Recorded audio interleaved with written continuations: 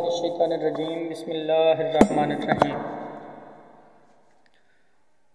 معزز سامعین، میں ہوں سلطان زیغم عباس جعفری اور میں حاضر خدمت ہوں علم عروض کے لیکچر نمبر 1 کے ساتھ۔ آج کے اس پہلے لیکچر میں ہم 3 چیزیں سیکھیں گے۔ پہلی چیز شعر، پھر علم عروض اور پھر اس کے موجد کا نام۔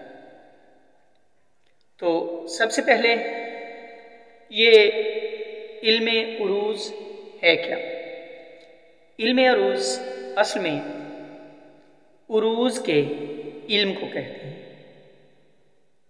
عروض شعر کے وزن کو کہتے ہیں، یعنی کلام موزوں اور غیر موزوں کے جانچنے کے آلے کو اور میزان کو علم عروض کہتے ہیں، اور اس علم کے جاننے والے کو عروضی کہتے ہیں۔ اور دوسری بات کہ شعر کیا ہے؟ شعر اصل میں شعور سے مشتق ہے۔ شعور یعنی جاننا، جانتے ہوئے ایک کلام موزوں یا غیر موزوں جو کہا جاتا ہے، اس کو جانچنے کے لیے جس وزن کا استعمال کیا جاتا ہے، جس پیمانے کا جو ہے استعمال کیا جاتا ہے، اس کو علم عروض کہتے ہیں۔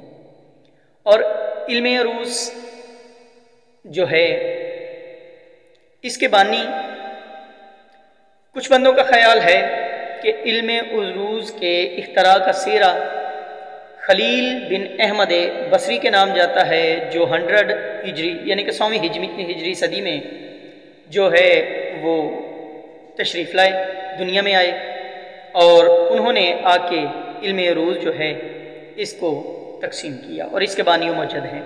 اور کچھ حضرات کا خیال یہ ہے کہ علم عروض کے بانی جو ہیں، جس طرح کیمیا اور دیگر علوم کے بانی ہیں امام جعفر صادق، اسی طرح علم عروض کے بانی کا نام امام جعفر صادق ہے کہ انہوں نے باقاعدہ تعلیم دی۔